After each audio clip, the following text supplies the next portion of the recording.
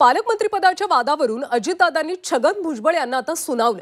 कुणाचे किती आमदार किती आहेत हे विचारण्याचं कारण नसल्याचं सांगत अजितदादा यांनी भुजबळांना खडसावलं। तसंच पालकमंत्रीपदाचा अंतिम निर्णय मुख्यमंत्र्यांचा असल्याचं देखील अजितदादा म्हणाले। दरम्यान नाशिकमध्ये राष्ट्रवादीचे 7 आमदार आहेत, त्यामुळे पालकमंत्रीपदासाठी आग्रह धरावा असं भुजबळांनी म्हटलं होतं। त्यावर बोलताना अजित पवार यांनी भुजबळांचे कान टोचले।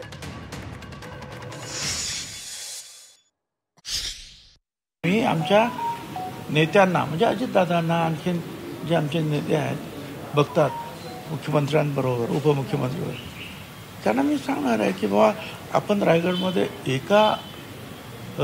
आपला एक आमदार आहे, पण पालकमंत्रीपदासाठी आपण एवढा आग्रह धरतो आहे, माझा विरोध नाही। तर इकडे आमचे 7 आमदार आहेत, म्हणजे अर्धे आमदार एकाच पक्षाचे आहेत, आपण हे आग्रह धरावा। काय आता आम्ही तर तेच सांगणार ना की उपमुख्यमंत्र्यांना की तुम्ही आग्रह धरा, शेवटी जे निर्णय मुख्यमंत्री घेतील। माझं मत स्पष्ट आहे, राज्याच्या प्रमुखांचा अधिकार आहे कोणाला मंत्रिमंडळात घ्यायचं, कोणाला डिपार्टमेंट कुठली द्यायची, कोणाला कुठलं पालकमंत्रीपद द्यायचं। आजपर्यंत कुठल्याही परिस्थितीमध्ये नाशिक आणि रायगड ह्या दोन्ही जिल्ह्यामध्ये कुठलीही अडचण आमच्या महायुतीच्या सरकारने, आमच्या मुख्यमंत्र्यांनी आम्ही कुणी येऊन दिलेली नाही।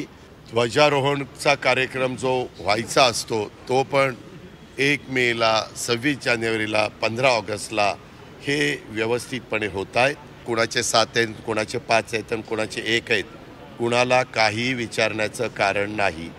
हा पहिल्यापासून हा राज्याचं जे प्रमुख असतात त्यांचा अधिकार असतो आणि ते त्या अधिकाराचा योग्य पद्धतीनं वापर करतील।